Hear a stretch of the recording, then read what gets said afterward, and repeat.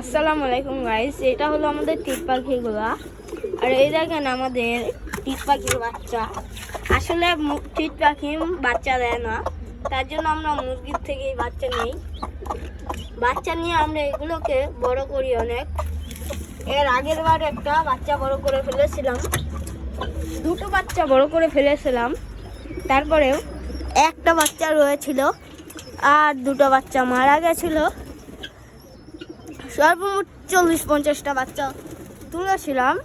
এখন একটা বেজেছে, যেহেতু ওই একটা দিয়ে চলে যায়। আর এই যে এটা হলো কবুতরের বাড়ি। এই যে কবুতরের খাবারের ওই দেখেন পানি ডিব্বা, শাক, পানি, খাবার আবারও খাবার।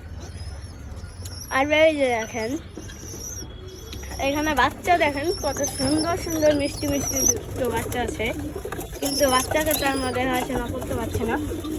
আবার সকালে একটা বাচ্চা পানির ডিব্বায় পুরো মারা গেছে কিনা জানি না, এখনো বোধহয় বেঁচে আছে।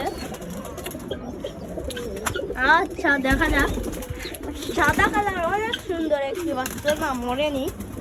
ওই যে আপনাদের সামনে ক্যামেরাতে যাকে দেখছেন, ওটাই হলো সকালের বাচ্চাটা। আর এই বাচ্চাটাকেই আমি আর কি বড় করছি।